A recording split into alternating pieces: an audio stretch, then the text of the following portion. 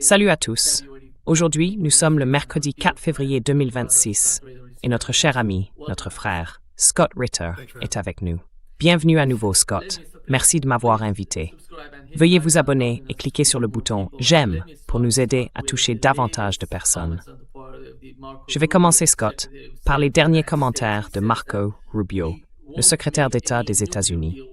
Il dit « Nous ne conclurons aucun accord nucléaire avec l'Iran qui n'inclut pas de limitation de la portée de leurs missiles balistiques, afin qu'ils ne puissent plus menacer Israël. » Je ne sais pas comment nous pouvons considérer ces politiques de Marco Rubio, car il tenait le même discours à propos du conflit en Ukraine. Il a toujours été ce bruit de fond. Vous savez, les négociations, ils essayent de faire quelque chose, de lancer des discussions entre l'Iran et les États-Unis. Mais quand on voit le secrétaire d'État parler de cette manière, il bloque en fait tout, avant même que cela ne commence.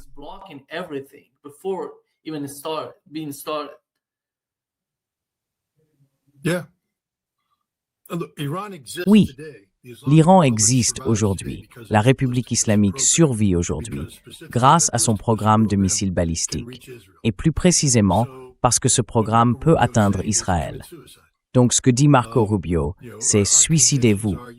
Nos conditions sont « vous vous suicidez ». Parce que nous savons à 100% que si l'Iran respectait ces conditions et limitait la portée de ses missiles, de façon à ne pas pouvoir frapper Israël, Israël détruirait l'Iran sans craindre de représailles. Donc c'est inenvisageable. C'est stupide. Vous savez, je ne suis pas en position de conseiller le gouvernement iranien sur quoi que ce soit, et je ne le ferai pas. Je ne suis pas un agent de l'Iran. Mais quand on regarde ce qui se passe ici aux États-Unis, quelqu'un doit rappeler à Marco Rubio que son patron voulait bombarder l'Iran en rassemblant la plus grande armada du monde, du lourd, du très lourd. Et puis il ne l'a pas fait.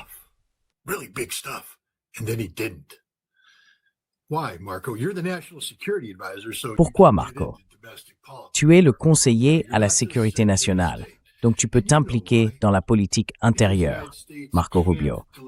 Tu n'es pas seulement le secrétaire d'État. Et tu sais pourquoi.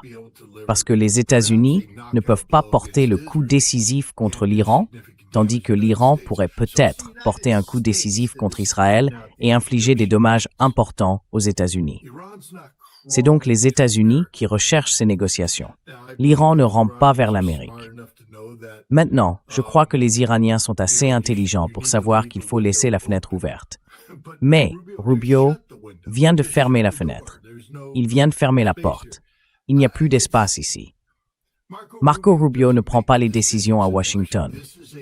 C'est une suite d'événements dictés par des considérations politiques, provoquées non pas par ce qui se passe dans la région, mais par ce qui se passe dans le pays.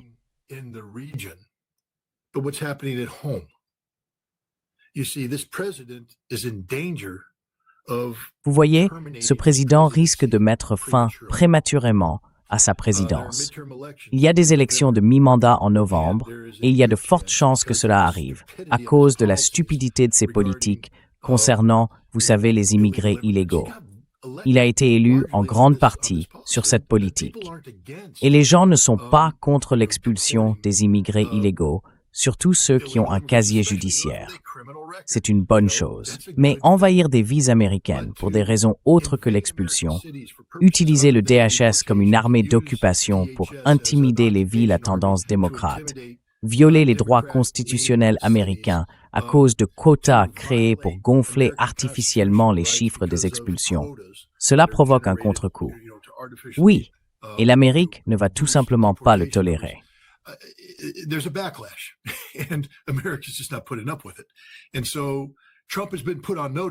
Et donc, Trump a été mis en garde. Tu vas perdre les élections de mi-mandat, tu vas perdre la Chambre des représentants.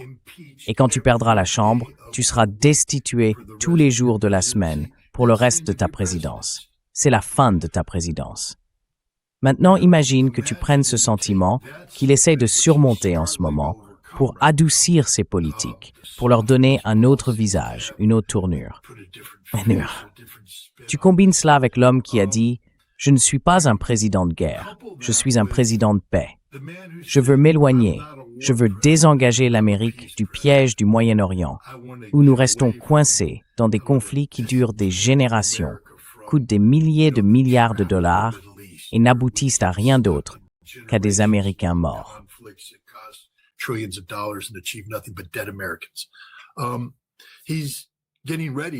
Il se prépare à nous impliquer précisément là-dedans, car il n'y aura pas de coup décisif contre l'Iran. Nous pouvons faire du mal à l'Iran, bien sûr que nous le pouvons, mais l'Iran peut aussi nous faire du mal. Et le seuil de douleur établi par certains en Iran est de 500 Américains morts. Ils disent en gros que si cela se produit, il faut tuer 500 Américains. Et ce sera un seuil de douleur que Donald Trump et l'Amérique ne toléreront pas. Eh bien, en tant qu'ancien membre des Marines des États-Unis et attaché à ces hommes et ces femmes qui nous servent, je ne veux pas voir 500 Américains morts, surtout dans une guerre de choix. L'Iran ne nous attaque pas.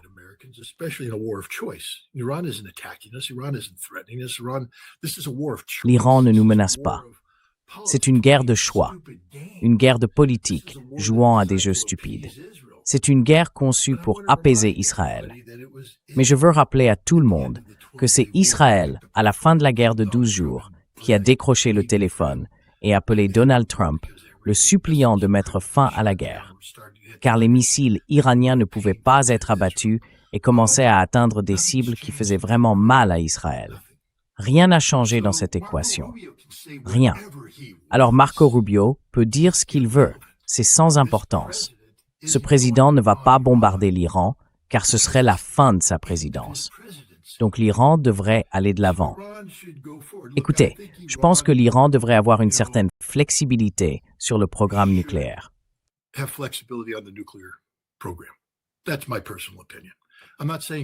C'est mon opinion personnelle. Je ne dis pas qu'il faut y renoncer.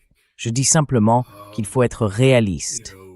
Vous savez, si vous pouvez amener les États-Unis à accepter un programme nucléaire et oublier Marco Rubio, un programme nucléaire signifie un programme nucléaire, pas des missiles balistiques. Je veux dire, la manière de gérer les missiles est simple. Si j'étais les Iraniens, je dirais « Oui, vous voulez en parler ? Très bien. Alors tout le monde en est capable. Quand vous éliminerez la capacité d'Israël à frapper l'Iran, nous pourrons éliminer notre capacité à frapper Israël. C'est clair et net. Et tant que ça n'arrivera pas, nous ne voulons pas en parler, parce que la dernière fois que j'ai vérifié, nous n'avions pas initié de conflit avec Israël.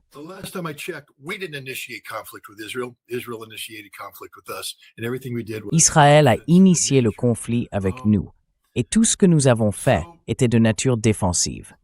Mais les Iraniens ne veulent pas claquer la porte au nez des États-Unis, car cela créerait un problème politique. Il y a donc un problème politique. Le président ne peut pas expliquer au peuple américain pourquoi il bombarderait l'Iran. Toute la fiction concernant le massacre de 60 000 Iraniens dans les rues a été exposée comme une invention et ne résistera à aucun examen. L'Iran ne nous menace pas, ne nous attaque pas. Rien de tout cela. Mais si l'Iran dit « nous refusons de parler des questions nucléaires », point final, cela ferme la porte.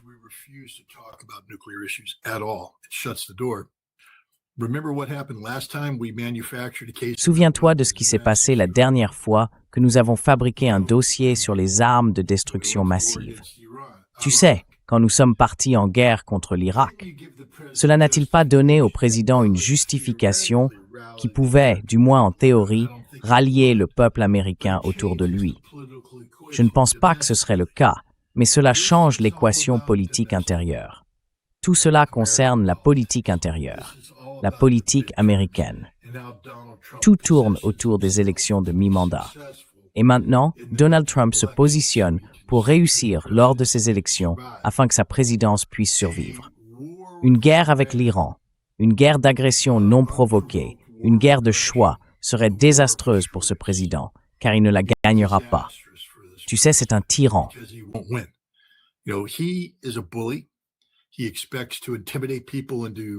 Il s'attend à intimider les gens pour les pousser à capituler, soit en acceptant un accord, soit en donnant à l'Amérique ce qu'elle veut. Quand les gens se lèvent et disent qu'ils sont prêts à se battre, surtout une nation comme l'Iran qui a fait preuve de ses capacités, Trump ne veut pas de ce combat, parce qu'il ne veut pas en payer le prix. Il ne peut pas en payer le prix. C'est un lâche, moralement, et je crois, physiquement. Tout cela relève de la politique intérieure américaine. Et tant que chaque action de l'Iran gardera cela à l'esprit, je pense qu'ils s'en sortiront. Ils doivent jouer avec la foule américaine. Ils doivent convaincre cette foule que l'Iran n'est pas une cible qui vaille la mort d'un seul Américain.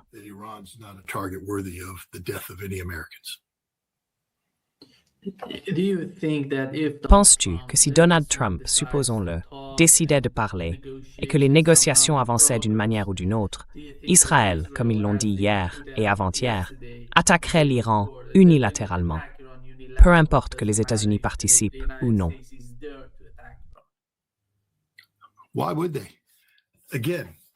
Pourquoi le ferait-il?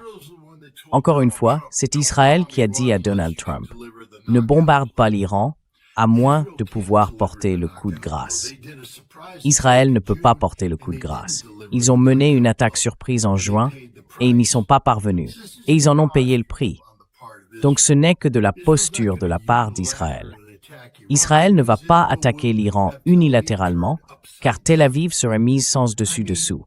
Je veux dire, les Iraniens se préparent, je crois, précisément à cette éventualité. Rien ne va les prendre par surprise. La dernière fois qu'ils ont laissé tout leur pays s'endormir en pensant qu'ils étaient en paix, c'était la nuit où Israël les a attaqués et a anéanti leur direction militaire. Cela ne se reproduira pas. Et les capacités de l'Iran ne cessent de s'améliorer, de s'améliorer, de s'améliorer, de s'améliorer, de s'améliorer.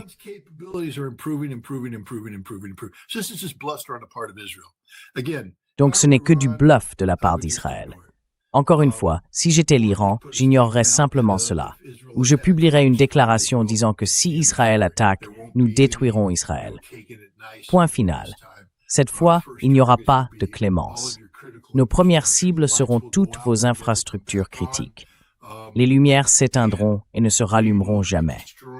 Et nous frapperons des cibles en Israël avec une tolérance aux dommages collatéraux comparable à celle de la Seconde Guerre mondiale.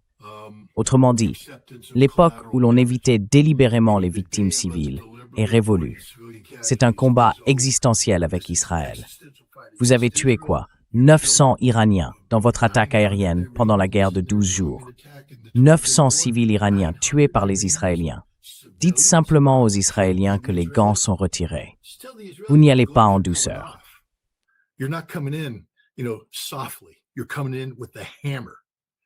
Tu arrives avec un marteau, et ce marteau va retourner Tel Aviv sans dessus-dessous. Tel Aviv ressemblera à Gaza quand tu auras fini. Fais simplement savoir aux Israéliens que c'est ce qui est en jeu ici, et ils se tairont. Enfin, ils ne se tairont pas. Les Israéliens ne se taisent jamais, mais ils reculeront. C'est Israël qui a supplié pour le cessez-le-feu en juin. Israël a supplié, et Israël dit à Trump « N'attaque pas à moins de pouvoir les anéantir. » Alors, que dit Israël maintenant? Qu'ils veulent relancer une guerre qu'ils ont perdue? Qu'ils ont soudainement des capacités de défense antimissiles balistiques capables de résoudre le problème des missiles iraniens? Non. C'est simplement de la posture politique de la part d'Israël, parce que Netanyahou est dans une impasse politique chez lui et ne peut pas se permettre d'apparaître faible face au refus de l'Iran de céder aux exigences américaines.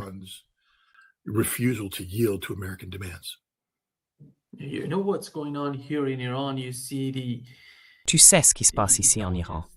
Les services de renseignement et l'armée, ils ne sont pas du tout optimistes quant aux négociations avec les États-Unis.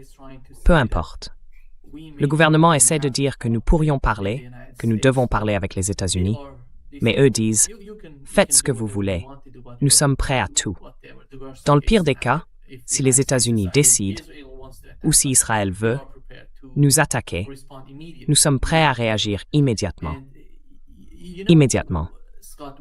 Et tu sais, Scott, hier, nos drones iraniens ont été abattus par le porte-avions américain parce qu'ils disaient que les drones s'approchaient trop, se dirigeant directement vers le navire.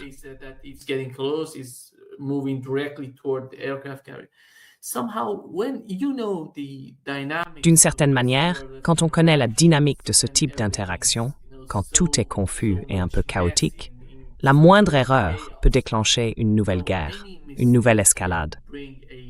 C'est pourquoi je ne suis pas satisfait de cette situation. Personnellement, je ne suis pas satisfait. Je ne veux aucune forme de guerre entre les États-Unis et l'Iran.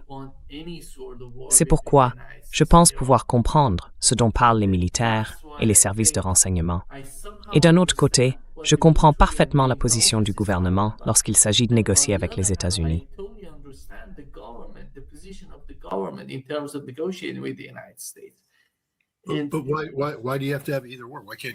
Mais pourquoi faudrait-il que ce soit l'un ou l'autre? Pourquoi ne pas faire les deux? Ce que le gouvernement dit, c'est qu'en ce moment, les États-Unis ne peuvent pas nous attaquer politiquement, car les conséquences politiques d'une telle attaque seraient désastreuses pour le président. Ce que nous ne voulons pas faire, en revanche, c'est lui donner un prétexte politique pour nous attaquer. Et la façon d'éviter cela, c'est d'engager des négociations. Mais en même temps, trompe-moi une fois, honte à moi, trompe-moi 2 fois, je ne me ferai plus avoir. Tu ne vas pas baisser la garde. Ton armée doit rester en alerte maximale.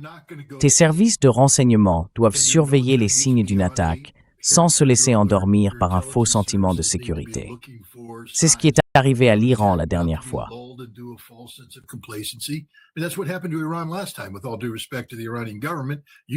Avec tout le respect que je dois au gouvernement iranien, vous avez cru les États-Unis. Vous vous êtes laissé bercer par un faux sentiment de sécurité. Vous pensiez être sur la voie de la négociation, mais c'était un piège depuis le début.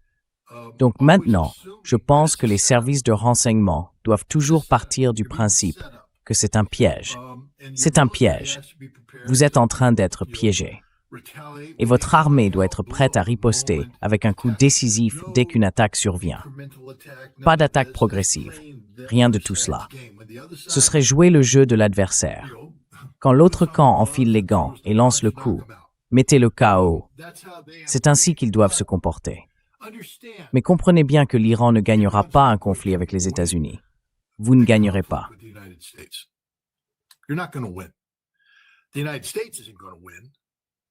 Les États-Unis ne vont pas gagner. Vous allez nuire à l'Amérique. Mais les États-Unis peuvent infliger un niveau de dégâts que l'Iran ne veut pas subir. L'Iran a vu ce qui se passe avec les munitions à guidage de précision.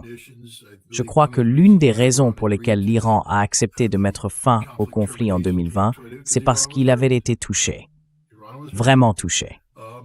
Aucun dirigeant ne veut infliger à son peuple ce genre de souffrance. Donc, même si vous êtes prêt pour la guerre, un leadership responsable doit aussi chercher une voie de sortie.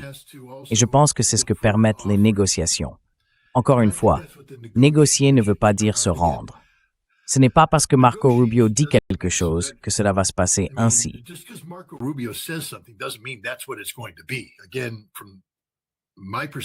Encore une fois, de mon point de vue, les Iraniens ont ici toute l'attitude pour dire à Rubio de se taire et d'aller se faire voir. Parce que tu sais, si Rubio ne veut pas la paix, alors il aurait dû nous bombarder hier. Mais il ne nous a pas bombardés hier. Et il y a une raison pour laquelle il ne l'a pas fait. C'est qu'il ne peut pas nous bombarder et gagner. Il n'est pas prêt à en payer le prix. Et si j'étais les Iraniens, je serais aussi direct. Marco Rubio, tu n'es pas prêt à payer le prix d'une guerre. Alors arrête de parler le langage de la guerre et commence à parler celui de la paix. Nous voulons la paix. Nous voulons trouver un moyen d'y parvenir. Mais nous savons, et tu le sais aussi, que si nous abandonnions nos missiles balistiques, tu nous bombarderais le lendemain. C'est comme ça, Marco. Nous le savons. Tu le sais.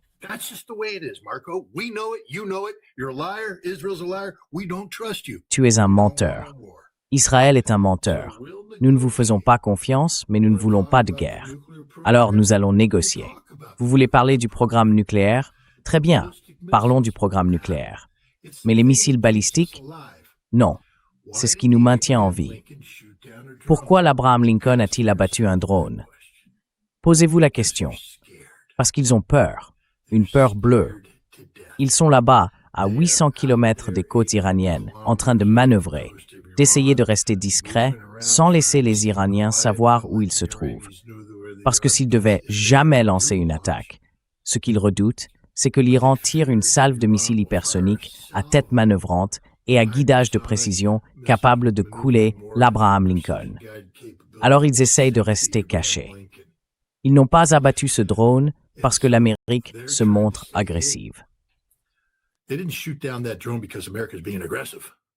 They shot down that drone because they were panicked. Ils ont abattu ce drone parce qu'ils ont paniqué, parce qu'ils s'étaient approchés trop près.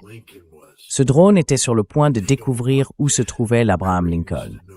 Ils ne veulent pas que les Iraniens sachent où se trouve l'Abraham Lincoln, parce qu'ils ont peur. Peur parce qu'ils savent ce qui arrivera. Le groupe aéronaval est un système d'armes hérité qui n'a plus de viabilité opérationnelle face à un adversaire moderne. C'est la même crainte qu'ils ont vis-à-vis des Chinois. Si nous devions un jour nous retrouver dans une guerre ouverte avec la Chine à propos de Taïwan, je peux vous garantir que ces porte-avions resteraient très loin, parce qu'ils ne peuvent pas s'approcher, ils seraient coulés. Et s'il devait y avoir une guerre ouverte avec la Russie, les porte-avions resteraient eux aussi très loin, parce que s'ils s'approchent trop, ils seront coulés.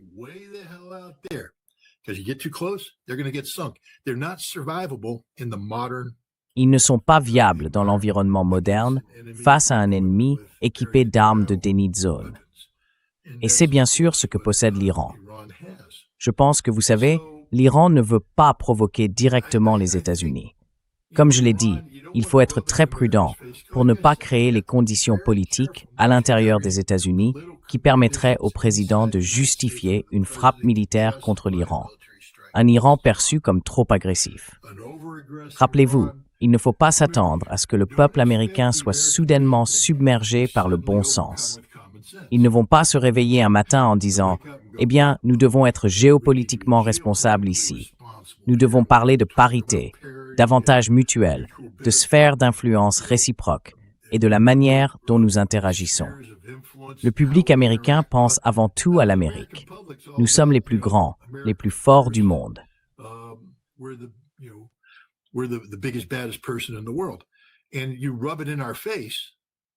Et vous nous le jetez à la figure, vous savez. Et la prochaine chose que vous savez, c'est qu'une bagarre éclate. Je ne pense pas que l'Iran veuille se battre, donc les négociations sont un bon moyen d'éviter cela. Mais l'Iran dispose d'un tas de leviers de négociation. Avant tout, Donald Trump ne peut pas bombarder l'Iran sans perdre les élections de mi-mandat. C'est ce que dictent les conditions actuelles. S'il bombarde l'Iran, il perd les élections de mi-mandat et il pourrait perdre le Sénat, ce qui signifie qu'il pourrait être condamné et ensuite aller en prison. Voilà où nous en sommes. Je suis désolé de le dire. Iran, votre avenir dépend de la viabilité politique d'un président en échec. Mais c'est ainsi que les choses se passent. C'est le monde dans lequel nous vivons. L'Iran devrait comprendre cela et ajuster ses politiques en conséquence.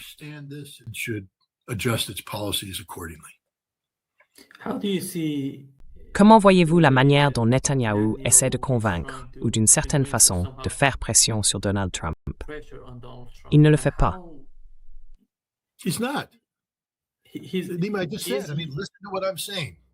Écoutez ce que je dis. Israël n'attaquera pas l'Iran parce qu'Israël ne peut pas attaquer l'Iran.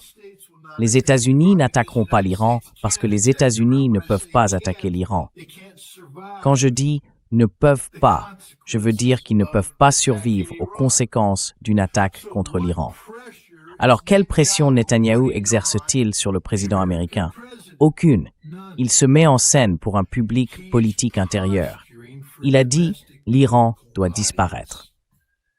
L'Iran doit disparaître. Mais si l'Iran doit disparaître, pourquoi avez-vous arrêté la guerre de 12 jours? Parce que vous ne pouvez pas faire disparaître l'Iran. Si l'Iran doit disparaître, pourquoi avez-vous empêché Trump d'attaquer plus tôt, quand il y avait des manifestations dans les rues? Parce que vous saviez que ce ne serait pas un coup décisif et que vous seriez rayé de la carte. Netanyahou ne fait pas pression sur Trump pour qu'il attaque l'Iran. Il fait pression sur Trump pour qu'il n'attaque pas l'Iran. Et c'est un problème politique pour Netanyahou.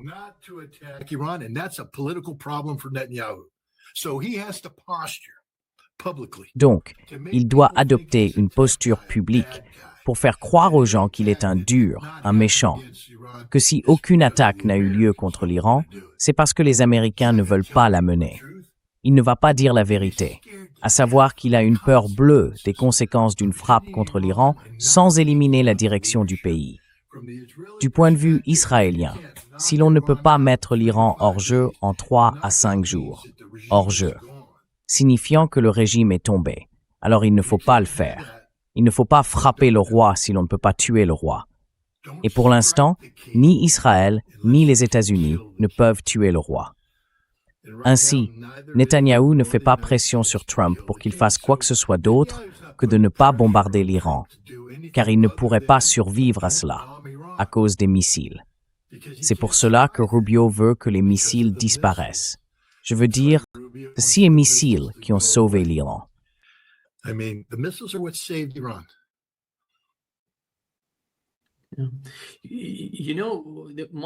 Tu sais, ce que je veux dire, c'est que le scénario idéal pour Israël serait une guerre entre l'Iran et les États-Unis, avec Israël restant en marge, sans trop s'impliquer dans les combats. C'est le meilleur scénario possible. Ça n'arrivera pas. Les Iraniens sont trop intelligents. Ils ont dit, corrigez-moi si je me trompe, mais leur déclaration est la suivante. Si l'Amérique nous bombarde, nous frapperons Israël de toutes nos forces, car nous considérons Israël comme une extension de l'Amérique. Nous ne faisons pas de distinction entre les deux. Si Israël nous attaque, nous frapperons les bases américaines, car pour nous, Israël et l'Amérique ne font qu'un. Nos cibles ne changeront pas. Si vous voulez une guerre avec nous, nous bombarderons les mêmes objectifs, peu importe qui l'a commencé. C'est la réalité. C'est ce que les Iraniens ont dit, et je les crois. Je crois que si les États-Unis bombardaient l'Iran, Tel Aviv serait bouleversé cette nuit-là. Il n'y a donc pas de scénario favorable pour Israël traverse une crise existentielle qu'il a lui-même provoquée.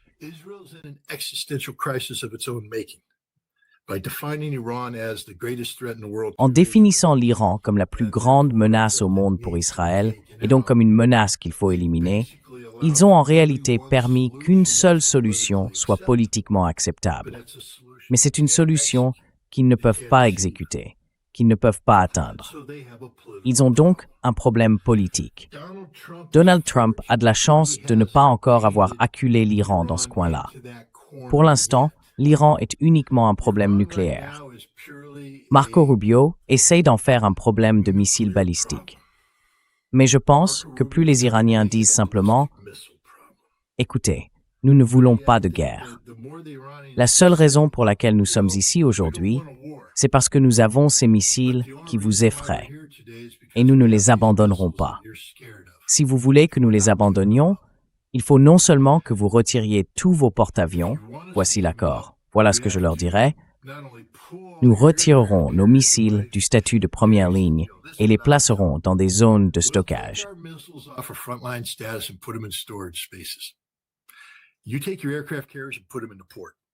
Vous mettez vos porte-avions au port et ensuite, lorsque vous désarmez vos porte-avions, nous désarmerons nos missiles. En attendant, nous voulons des inspecteurs sur le terrain en Israël pour s'assurer que tous leurs avions ont été limités afin qu'ils ne puissent pas parcourir de longues distances. Nous ne voulons aucun avion israélien capable d'atteindre l'Iran. Et par atteindre l'Iran, je veux dire qu'ils ne doivent pas pouvoir pénétrer en Irak et tirer leurs missiles à distance. Ainsi, vous éliminez la capacité de frappe à longue portée d'Israël de manière vérifiable. Vous éliminez votre propre capacité à le faire. Et ensuite, nous nous débarrasserons des missiles. C'est juste, non? Parce que toute autre solution reviendrait simplement à préparer la destruction de l'Iran. La seule raison pour laquelle l'Iran existe aujourd'hui, c'est son programme de missiles balistiques à longue portée. C'est tout. C'est la seule raison. Et y renoncer sans exiger d'autres changements serait un suicide.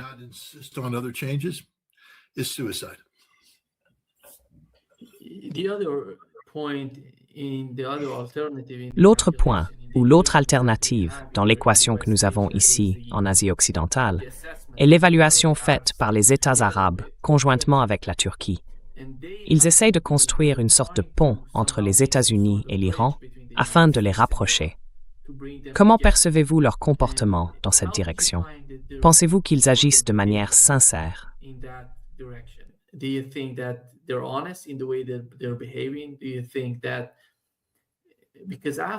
Penses-tu que, parce qu'après tout, personne, à mon avis, personne ne se réjouirait d'une nouvelle escalade entre les États-Unis et l'Iran en Asie de l'Ouest, parce que cela serait une dévastation totale pour toute la région. Ce n'est pas seulement une affaire entre l'Iran et les États-Unis. Toute la région serait, d'une manière ou d'une autre, dévastée par la guerre. L'économie de la guerre, les conséquences, l'escalade, les attaques, tout cela. Penses-tu qu'ils comprennent, qu'ils saisissent cette réalité d'une nouvelle guerre au Moyen-Orient? Est-ce pour cela qu'ils essayent de faire cela?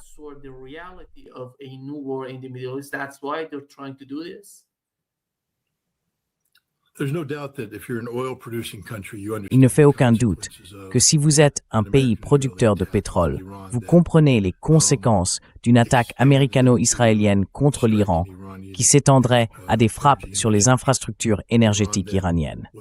L'Iran détruirait alors la capacité de production pétrolière de l'Azerbaïdjan, de l'Arabie saoudite et du Koweït. Il détruirait probablement les Émirats arabes unis, tout le monde en somme. Il provoquerait une crise énergétique. Il faut donc garder cela à l'esprit. Les Saoudiens, vous savez, essayent de plaire à tout le monde. Nous savons qu'ils ont entrepris un effort diplomatique concerté pour se rapprocher de l'Iran, qu'il y a eu des contacts de haut niveau et qu'ils cherchent à instaurer la stabilité régionale. Nous savons aussi qu'à l'heure actuelle, l'Arabie saoudite dépend des États-Unis pour sa sécurité. Ils n'ont pas encore réussi à s'en affranchir.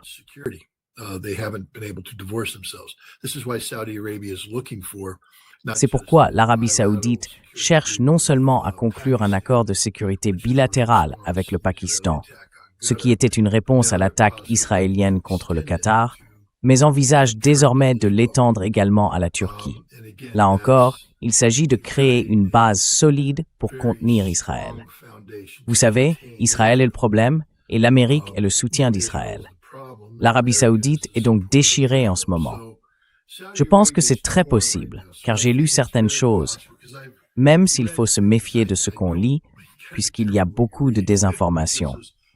Mais j'ai lu que les Saoudiens encouragent les États-Unis à attaquer. Je sais aussi que l'Arabie saoudite continue de fournir des bases pour les avions militaires américains. Ils disent qu'ils n'autoriseront pas l'utilisation de leurs bases, mais ils ont déjà menti par le passé.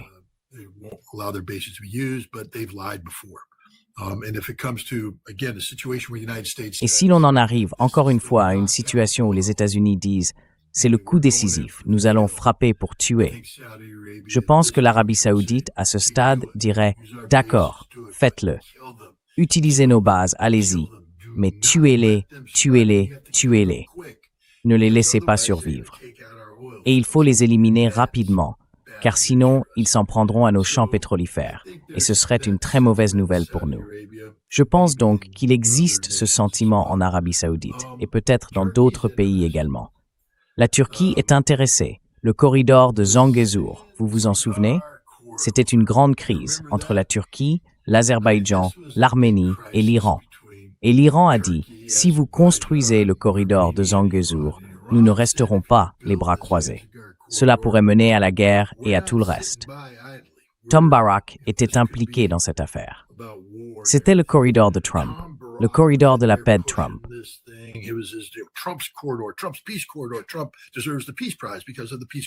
Trump mérite le prix de la paix à cause du corridor de la paix et du Zangezur. Plus personne n'en parle. Personne n'en parle. Pourquoi? Il se passe des choses intéressantes en ce moment. En Géorgie, la République de Géorgie, en Abkhazie, la République séparatiste, les Russes travaillent très dur pour rouvrir cette ligne ferroviaire. Pourquoi? Eh bien, parce que si vous rouvrez cette ligne, vous obtenez une connexion directe depuis Saint-Pétersbourg jusqu'à l'Est. Toutes les lignes ferroviaires s'y rejoignent. Et vous avez maintenant une ligne qui ne passe pas par Bakou ni par la mer Caspienne. vous avez une ligne qui descend à travers la Géorgie, entre en Arménie et arrive en Iran. into Armenia and into Iran. And suddenly you can put a Et train soudain, of goods on peut charger un train de marchandises à Saint-Pétersbourg et l'acheminer jusqu'à Chabahar, d'où il rejoint l'océan Indien. Les produits chinois peuvent faire la même chose. Et la Turquie est désormais d'accord avec cela. Vous voyez, la Turquie cherchait auparavant à établir ce corridor qui traverse l'Arménie et rejoint l'Azerbaïdjan pour atteindre l'Asie centrale. Mais la Turquie ne joue plus à ce jeu-là. Why? Pourquoi? Israël. Je pense que la Turquie reconnaît désormais qu'il existe une menace plus grande venant d'Israël et des États-Unis, qui exerce des pressions sur les États arabes pour les pousser vers une sorte d'accord à la manière des accords d'Abraham. Certains Israéliens ont même déclaré que la Turquie représentait une menace stratégique plus importante pour Israël que l'Iran. Turkey to be a greater strategic threat to Israel than Iran. And so Turkey's changing its Ainsi, la Turquie modifie un peu sa posture, et c'est tout simplement fascinant à observer. Encore une fois, voir le corridor de Zangezur disparaître constitue un problème géopolitique. Parce qu'il y a quelque temps, tu le sais, on en a déjà parlé, cela allait devenir une guerre. L'Iran envoyait même des troupes jusqu'à la frontière avec l'Azerbaïdjan. Personne n'en parle, car cela n'existe pas. Personne n'essaye de le faire advenir. Au lieu d'aller d'ouest en est, cela se fait du nord au sud. Et les Russes font actuellement des choses en Abkhazie dont personne ne parle. C'est bien en dessous des radars, mais ils travaillent avec les Abkhazes et les Géorgiens pour rouvrir cette ligne ferroviaire, car c'est un véritable bouleversement stratégique. Because that's a game changer. And I think the fact that Turkey is Et je pense que le fait que la Turquie facilite désormais cela en dit long sur la position de la Turquie dans la géopolitique de la région. La Turquie n'est pas une ennemie de l'Iran. La Turquie est une amie de l'Iran. Ils peuvent être en concurrence sur certains points, mais la Turquie est une amie de l'Iran. Et je pense que la Turquie ajuste sa vision géopolitique pour intégrer la possibilité d'une amitié avec l'Iran.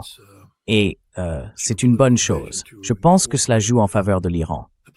Donc, vous savez, on verra bien. Corrigez-moi si je me trompe. Les négociations devaient d'abord avoir lieu en Turquie, puis ils ont parlé de les déplacer. Ou bien elles devaient se tenir ailleurs et ont ensuite été déplacées en Turquie. Non, elles devaient avoir lieu en Turquie, à Istanbul. Puis elles ont été déplacées à Mascate, à Oman. Then they move it to Muscat in Oman. Yeah. It's going to be in Oman. And if I'm not Ça va se passer à Oman. Si je ne me trompe pas, ils vont se parler vendredi. Je ne sais pas si ce seront des discussions directes. Même s'ils parlent de se rencontrer directement, cela reste dans le cadre du Golfe, avec, tu sais, le ministre des Affaires étrangères iranien, Abbas Araghchi. Et je pense, Scott, que ce qui est arrivé à l'Iran, eh bien, tu sais, j'ai été en dehors de l'Iran pendant plus de 12 ans. Puis je suis revenu et j'ai vu ce qui se passait avec cette manipulation interne venue de l'extérieur. Ils essayaient de tout manipuler ici. Le résultat de ce qui s'est passé ces derniers mois, on peut voir à quel point l'Iran se rapproche de la Russie. Quand tu vois le chef du Conseil de sécurité iranien, qui est littéralement l'une des personnes les plus proches du guide suprême, aller en Russie, discuter avec la Russie, parfois, n'est-ce pas? Shamkhani, right? Ouais. It's Ali Larijani. C'est Ali Larijani. Ah, Larijani. Mais Shamkhani est, tu sais, l'un des experts militaires. Et il a beaucoup d'expérience parce qu'il a participé à la guerre contre l'Irak. Et il fait partie de ce conseil, l'un des conseillers du guide suprême de l'Iran. Oui, c'est ça. Johnny going to Moscow, right? Yeah. Ouais, d'accord, ouais. But Ali Larijani, Et mais Ali Larijani, c'est le chef du Conseil de sécurité. Et il est vraiment important, l'une des figures les plus importantes en ce moment. Et tu sais ce qui est drôle? Il n'occupait pas ce poste avant que la guerre impliquant l'Iran éclate. Puis il est arrivé, et il a changé les choses. Tu sais, il a beaucoup de pouvoir maintenant. But what's curious, Eh bien, ce qui est curieux, corrigez-moi si je me trompe, mais il lui était interdit de se présenter à la présidence lors de la dernière élection, n'est-ce pas? in the last election, because Exactement, exactement. and so here's a man who this just Et shows donc, you the voici un stupidity homme of the West. qui cela montre simplement la stupidité de l'Occident. Vous avez une situation en Iran où les modérés l'emportent et ils commencent à écarter certains des conservateurs de la vieille école et tout le reste. Et encore une fois, si j'étais à la CIA en charge du centre de mission pour l'Iran, je crois qu'on l'a fermé, mais peu importe, je dirais au président, laissez faire, ne touchez à rien, laissez cela se produire naturellement. Nous obtenons les changements en Iran que nous voulons obtenir. Nous n'avons pas besoin de faire la guerre. Et une fois que nous aurons un changement de direction politique, nous pourrons arriver avec la carotte, vous savez, la levée des sanctions, et l'armée sera affaiblie.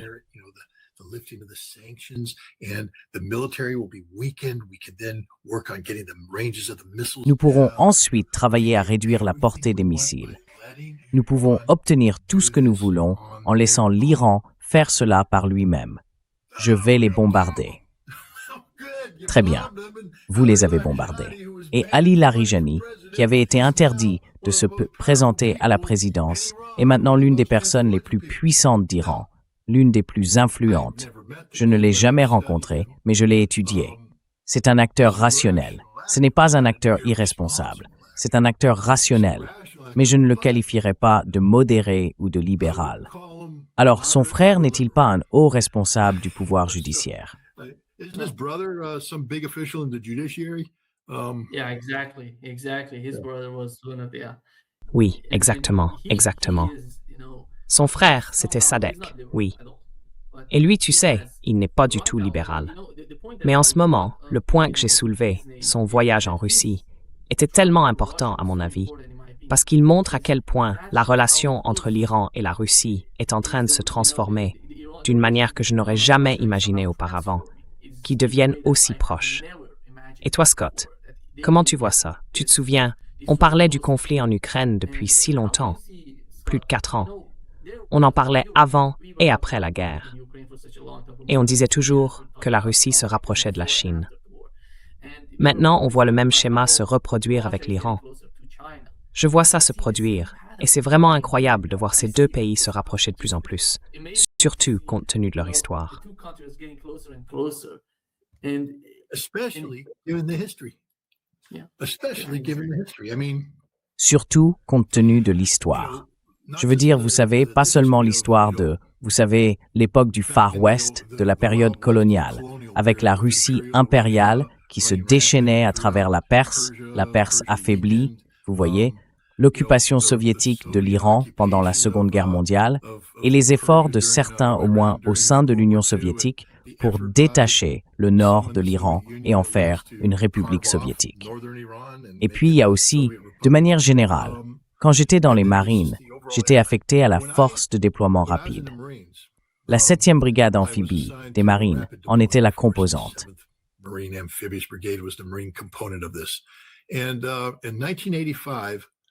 Et en 1985, nous avons retravaillé la partie renseignement du plan d'opération, le plan d'opération pour intervenir en Iran, parce que les Soviétiques allaient tenter de prendre le contrôle des ports d'eau chaude de Chabahar et Bandar Abbas. Notre plan consistait donc à mener une opération amphibie, s'emparer de Bandar Abbas, s'emparer de Chabahar, débarquer des forces, et ainsi de suite.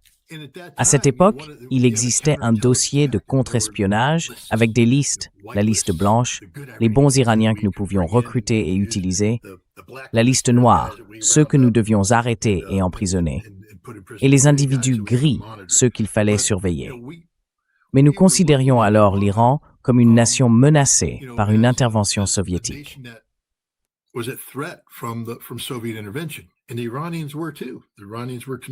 Et les Iraniens l'étaient aussi. Les Iraniens se préoccupaient de cela, de ce qui se passerait si les Russes tentaient de s'emparer des ports d'eau chaude.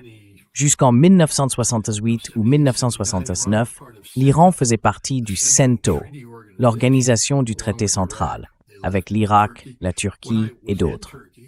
Quand j'étais en Turquie, mon père était conseiller auprès de l'armée de l'air turque, Et vous savez, il y avait ce lien avec l'Iran. Nous avions un tournoi de basket au lycée, le lycée George C. Marshall, et le CSTL, je ne me souviens plus de ce que ça signifiait, mais c'était un tournoi où nous invitions des équipes de Grèce, toutes les écoles américaines, et des équipes turques venaient aussi. Et nous avions 2 équipes d'Iran qui participaient, Isfahan et Téhéran.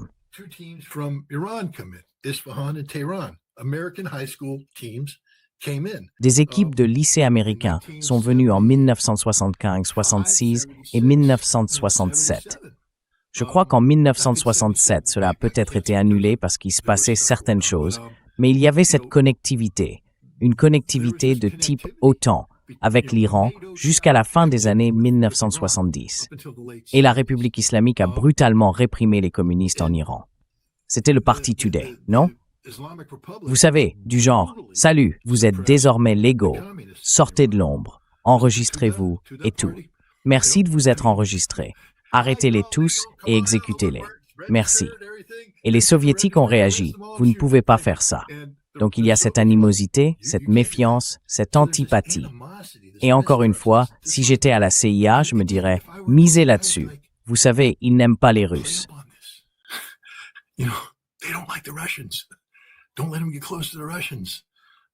Ne les laissez pas s'approcher des Russes.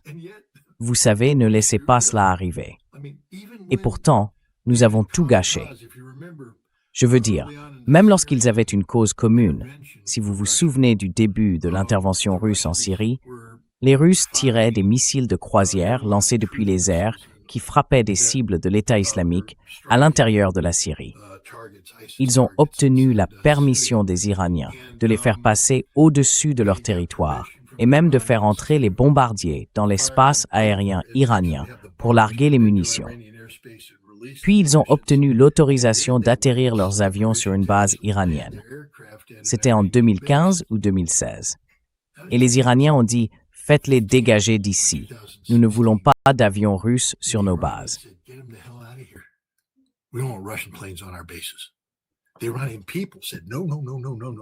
Le peuple iranien a dit « Non, non, non, non, non, non, non. » Et cela montre qu'il existe un ressentiment profondément enraciné. Et pourtant, aujourd'hui, c'est exactement le contraire qui se produit. Des officiers militaires iraniens s'entraînent dans des académies militaires russes, fréquentent des écoles pour apprendre différents métiers. Des ingénieurs iraniens du complexe militaro-industriel travaillent avec les Russes dans diverses usines, apprennent des choses. Des Russes viennent et apprennent des Iraniens. Il y a des délégations d'échanges militaires. Et le plus important, c'est qu'il existe un accord de sécurité stratégique qui a enfin été ratifié par les Iraniens.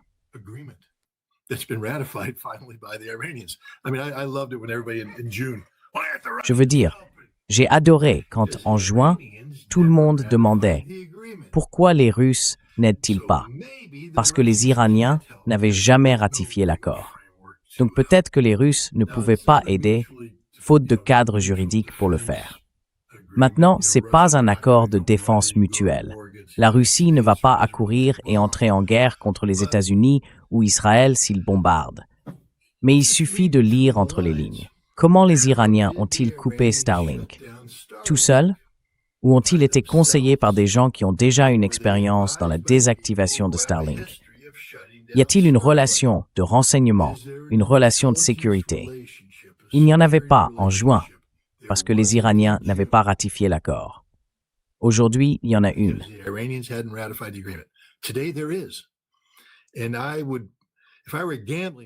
Si j'étais un parieur, je miserais beaucoup d'argent sur le fait que les Russes collaboraient avec les Iraniens pour les aider à manipuler Starlink, le désactiver, le suivre, en recueillir des renseignements, tout le reste.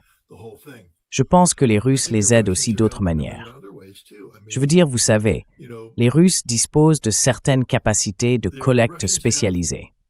Et lorsque les États-Unis font voler un bombardier B-2, et souvenez-vous, les États-Unis font voler des B-2 dans la région depuis longtemps. Ils ont envoyé un groupe de frappe en Iran dont la mission était prévisible, car ils avaient tout expliqué aux Iraniens. Et pensez-vous que les Iraniens en ont parlé aux Russes? And do you think the Iranians told the Russians about it? Yep. And do you think the Russians collected Oui. Et tu penses que les Russes ont récupéré les données? Oui. Et maintenant, les informations qu'ils ont collectées sur le profil de vol de ces appareils, je crois qu'elles ont été transmises aux Iraniens, qui travaillent à développer des contre-mesures. L'une des choses dont Donald Trump doit vraiment se méfier, c'est que si tu envoies des bombardiers B-2 dans l'espace aérien iranien, tu risques d'en perdre un. Parce que les Iraniens ne sont pas idiots. Souviens-toi, ce sont eux qui ont détourné la bête de Kandahar. Tu sais, ce grand drone qui ressemblait à un B-2, qui décollait de Kandahar et survolait Mashhad pour essayer de photographier les sites souterrains secrets où le gouvernement iranien se cache en cas de crise. Ils l'ont détourné.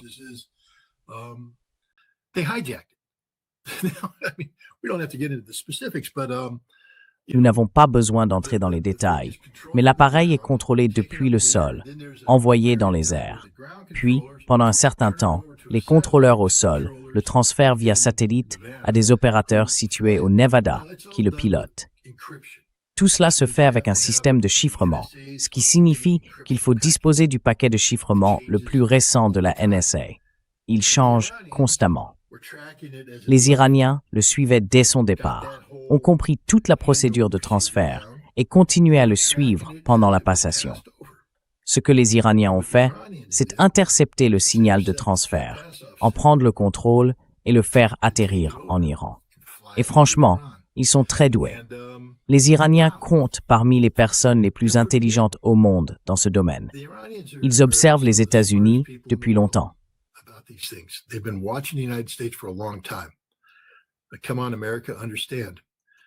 Mais enfin, Amérique, comprenez ceci. Tout ce que nous avons fait en Irak, tout ce que nous avons fait en Syrie, les Iraniens observaient. Tout ce que nous avons fait en Afghanistan, ils observaient. Ils savent tout et ils sont prêts. Cela ne veut pas dire que nous n'avons pas des choses qu'ils ignorent. Bien sûr que si. Cela ne veut pas non plus dire que ce sera une promenade de santé, dans un sens comme dans l'autre. Mais quand on dépense autant d'argent pour un avion, j'oublie le prix d'un B-2. Mais c'est énorme. On ne peut pas se permettre d'en voir un ou deux abattus. Ce qui m'inquiète, c'est que si les États-Unis tentaient de reproduire cette frappe, les Iraniens pourraient être capables d'abattre un ou deux bombardiers B-2, parce que les Russes les ont aidés, et les Chinois aussi.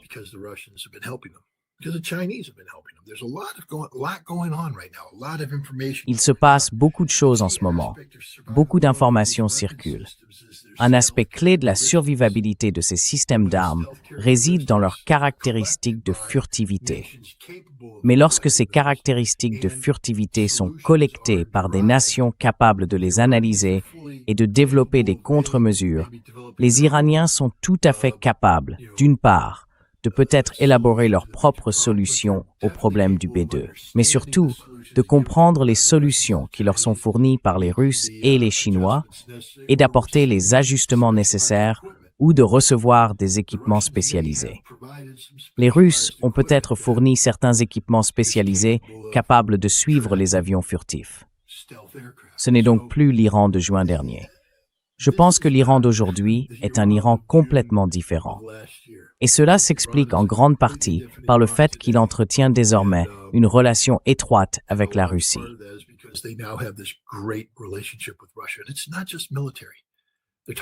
Et ce n'est pas seulement une question militaire, il parle aussi de politique. Je pense encore une fois que je ne suis pas iranien, donc mal m'en prendrait de dire que quelqu'un a fait une erreur. Mais, vous savez, Raisi, je crois que c'était le président qui est mort dans l'accident d'hélicoptère, n'est-ce pas? Oui, exactement. Il était à fond sur les BRICS. Je veux dire, si vous vous souvenez, les Russes devaient organiser la conférence des BRICS à Kazan. Les Iraniens devaient y participer. Et c'était censé être une grande affaire. Comme aller au casino à Las Vegas en misant tout son argent parce qu'on est sûr de gagner. Et ils étaient prêts à le faire. Mais ils ont été stoppés. Le nouveau président, le nouveau ministre des Affaires étrangères, ils ont pris leur distance. Ils ont refroidi le jeu. Et donc, le sommet des BRICS à Kazan n'a pas été ce qu'il aurait pu être, parce que l'Iran a fait un pas en arrière.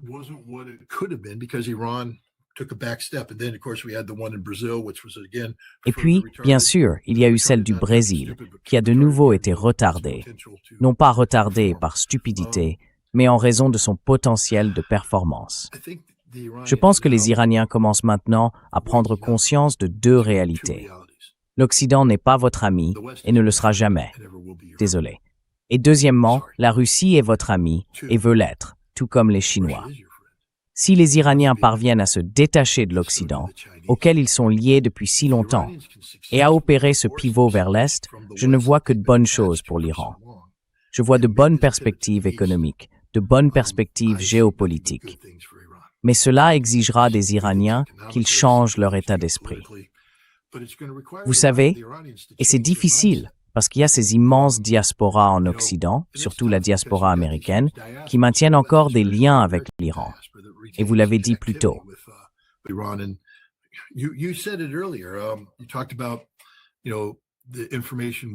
Vous avez parlé de l'opération de guerre de l'information en cours, la propagande. Maintenant que l'Iran entretient de bonnes relations avec la Russie, ce que je conseillerais, c'est peut-être que vous puissiez les aider. Il y a un homme nommé Andrei Ilnitsky. C'est un ancien lieutenant général, conseiller de Shoigu, et il a développé le concept de guerre mentale. La guerre mentale est une guerre hybride, des techniques utilisées pour faire s'effondrer une société de l'intérieur, sur les plans culturels, intellectuels et psychologiques. Et pour cela, il faut de la connectivité, un flux de données. Le peuple iranien doit comprendre que la CIA, le MI6 et le Mossad utilisent cette connectivité pour les détruire de l'intérieur. C'est ce qu'ils font.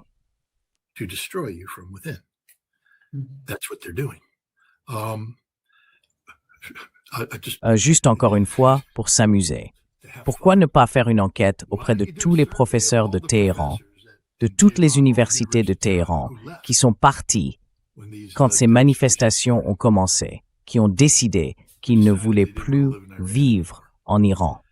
Et demandez-vous pourquoi ils ne voulaient plus y vivre. Puis demandez-vous pourquoi tant de leurs étudiants ont participé à la violence. Parce que la connectivité qu'entretient l'élite pro-occidentale en Iran crée une vulnérabilité.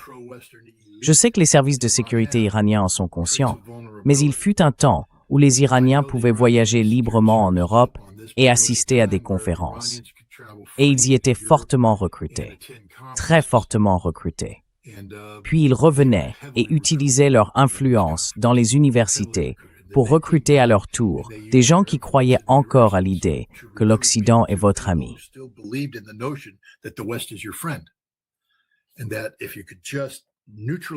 Et que si vous pouviez simplement neutraliser ces conservateurs, les sanctions pourraient être levées, l'économie pourrait prospérer et tout irait pour le mieux. Mais cela ne fera que mener à votre chute. Si le gouvernement iranien et le peuple iranien permettent que cette connectivité ait lieu, une guerre psychologique est menée contre vous chaque jour, travaillant à vous faire s'effondrer de l'intérieur. Vous savez qui ne mène pas de guerre psychologique contre vous? Les Russes et les Chinois. La réponse est tellement évidente, ce que l'Iran doit faire ici. J'ai déjà utilisé cette expression, et je ne veux pas insulter les Iraniens, mais j'appelle cela le syndrome du conjoint maltraité. Vous savez, la femme qui se fait battre par son mari, mais qui revient toujours parce qu'il m'aime.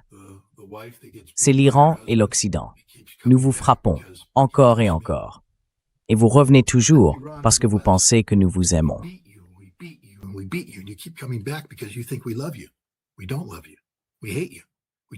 Nous ne vous aimons pas. Nous vous détestons. Nous vous méprisons. Je veux dire, un mari qui bat sa femme la déteste, la méprise. Il ne l'aime pas. Les États-Unis détestent l'Iran. C'est une haine réelle, viscérale envers l'Iran. Nous ne respectons pas votre culture. Nous ne respectons rien, ni votre religion, ni votre langue. Nous ne respectons aucun aspect de vous. Nous vous rabaissons encore et encore. Et pourtant, les Iraniens continuent de venir vers l'Occident, de se tourner vers l'Occident. C'est le syndrome du conjoint maltraité. Vous devez vous libérer de cela. Vous devez reconnaître que les États-Unis sont votre ennemi, pas votre ami. Et cela ne changera pas avant très très longtemps. Ensuite, vous vous ferez de nouveaux amis, de meilleurs amis. Et je pense que la Russie et la Chine sont de meilleurs amis pour vous. And I think Russia and China are your better friends. Yeah. Scott, shifting the gear a little bit to the conflict in Ukraine Oui, today, we Scott, had the trio- changeons un peu de sujet pour parler du conflit en Ukraine. Russia, the United Aujourd'hui, il y a eu la States. réunion trilatérale On one entre side, la the Russie, other les hand, États-Unis Ukraine et l'Ukraine, out and d'un asking côté. for Tomahawk D'un autre to côté, be sent on voit Lindsey to Graham Ukraine. demander l'envoi de missiles He Tomahawk wants à some l'Ukraine. escalation with Russia, but Je ne sais pas ce qu'il cherche à obtenir. do you think Il veut de that nouvelles we are escalades avec la at the Russie. end of Mais penses-tu que nous approchons de la fin de ce conflit en cours en Ukraine?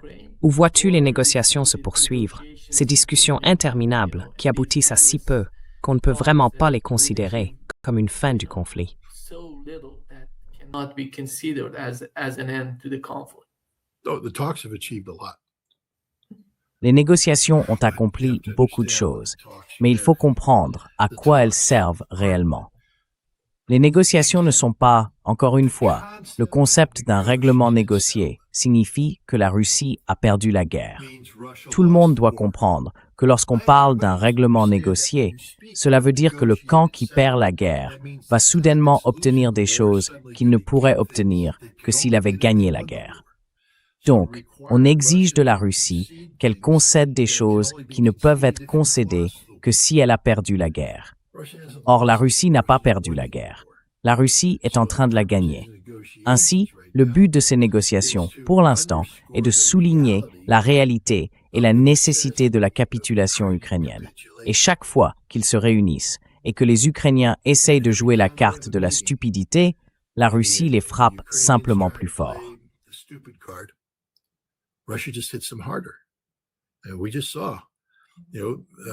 Et nous venons de voir que Donald Trump a réussi à convaincre les Russes de cesser de viser les infrastructures énergétiques pendant une semaine, dans l'espoir que les Ukrainiens comprennent que, waouh, c'est agréable de ne pas avoir de missiles frappant notre réseau énergétique.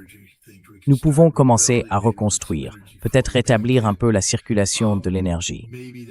Peut-être que c'est ça, la paix. Peut-être que nous voulons la paix. Et on a vu qu'en Ukraine, certains ont commencé à dire que peut-être des concessions territoriales en échange de la paix seraient une bonne chose. Mais les Ukrainiens n'étaient pas prêts à le faire. Et maintenant, les Russes les ont frappés de plein fouet. C'est là que les négociations sont utiles, car elles prouvent quelque chose.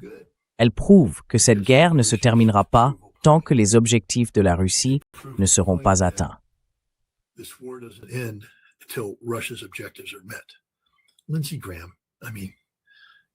Lindsey Graham, je veux dire, les États-Unis n'envoient pas de missiles Tomahawk à l'Ukraine. Cela n'arrivera tout simplement pas. Lindsey Graham peut bien dire ce qu'il veut, mais c'est comme si Marco Rubio affirmait que l'Iran renoncerait à ses missiles balistiques. Cela n'arrivera pas. Donald Trump ne cherche pas à intensifier ce conflit. Et en fournissant des missiles Tomahawk à l'Ukraine, on prendrait une situation où les États-Unis commencent enfin à entrevoir une lueur d'espoir parce que la Russie va gagner. Et on prolongerait cette guerre d'une manière qui pourrait dangereusement la transformer en un conflit entre les États-Unis et la Russie.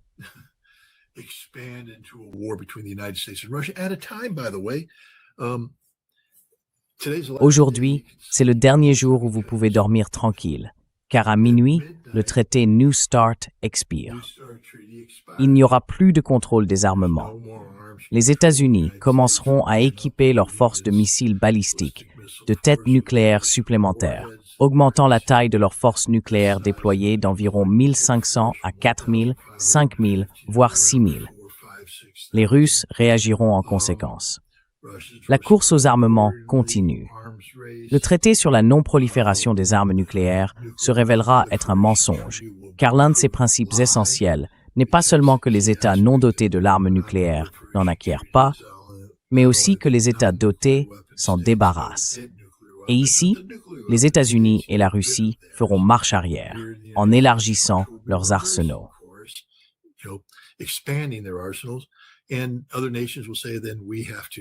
Et d'autres nations diront, alors nous devons nous procurer nos propres armes et nous allons assister à une prolifération. Je veux dire, ce sera un monde complètement différent, un véritable Far West. Et plus il y aura de nations possédant des armes nucléaires, plus la probabilité qu'elle soit utilisée augmentera. Donc, super. Et donc, Lindsey Graham veut donner à l'Ukraine des missiles Tomahawk à un moment où il n'existe aucun cadre stratégique de stabilité entre la Russie et les États-Unis. Est-il fou? Eh bien, la réponse est oui. Mais heureusement, je ne pense pas que les personnes qui entourent Donald Trump soient aussi folles. C'est juste le fantasme de Lindsey Graham. Cela ne va tout simplement pas. It's just a Lindsey Graham wet dream. It's just not going to happen. Before wrapping up, Scott, I wanna Avant de reprendre, Scott, je veux te poser une question à propos de l'Europe, parce que l'Europe est tellement confuse. Ils ne savent pas ce qu'ils font, tu vois. Dès qu'il s'agit de la guerre en Ukraine, même au Moyen-Orient, tu as vu Emmanuel Macron, ses messages privés qui ont fuité, disant « Allons-y, nous sommes prêts à attaquer l'Iran. » Mais ensuite, parlons-en. Ignorons le cas du Groenland. Si tu vas aussi loin, tu te fais des ennemis partout. Ce n'est pas seulement une question de Russie et d'Iran. La Chine est en route. Bientôt, la Chine les frappera. Jusqu'où veulent-ils aller dans la création de nouveaux ennemis? Ces pays ne sont pas leurs ennemis. Ils essayent d'en faire leurs ennemis. Mais y a-t-il une quelconque stratégie dans l'Europe d'aujourd'hui? Y a-t-il un pays en Europe prêt à s'opposer à ce genre de politique stupide? Any country in Europe to stand against these sort of stupid policies? Well, they're all coming around. Eh bien, ils finissent tous par s'y rallier. These policies didn't originate Ces politiques ne sont pas nées en Europe, pour que tout le monde comprenne bien. Elles ont été imposées à l'Europe par les États-Unis. C'est nous qui avons inventé le terme réduction des risques. La réduction des risques est un terme politique pour désigner la déconnexion. Nous voulions punir la Chine, l'affaiblir, renforcer notre influence sur elle dans les accords commerciaux. Alors nous avons dit aux Européens, vous devez réduire les risques. Et ensuite, Ursula von der Leyen-Merz, tout le monde, s'est envolé là-bas et a essayé de dire aux Chinois, nous allons réexaminer notre relation avec vous. Nous allons réduire les risques. Je me souviens quand les Allemands y sont allés. Merz est parti avec une délégation et que VV a dit « Tu es fou? Hé, Merz, tu nous as paralysés avec tes politiques stupides ici en Europe. Nous ne gagnons pas d'argent ici en Europe. »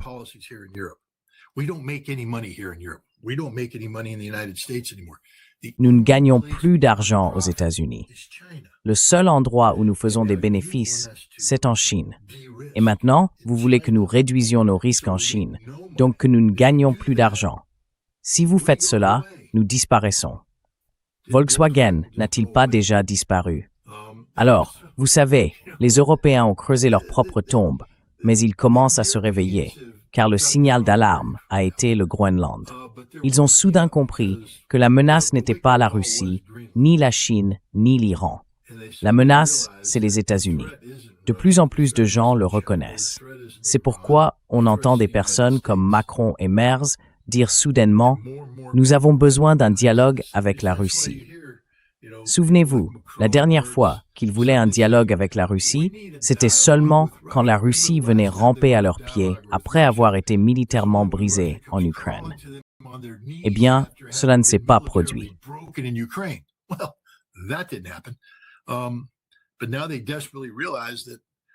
Mais maintenant, ils réalisent désespérément qu'en réévaluant leur relation avec les États-Unis, ils ont besoin de stabilité.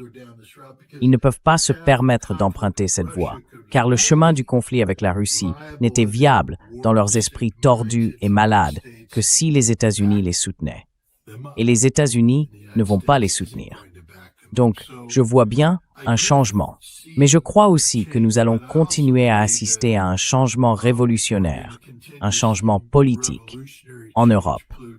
Et que ces dynasties politiques et économiques qui existent depuis des décennies vont tomber, remplacées par des personnes qui ne sont pas prisonnières des politiques héritées de l'attachement américain et qui réfléchiront plus librement à ce qui est dans le meilleur intérêt de leur pays et de l'Europe. Et croyez-le ou non, ils en viendront tous à la même conclusion. Il est dans notre intérêt d'obtenir une partie de cette énergie russe bon marché.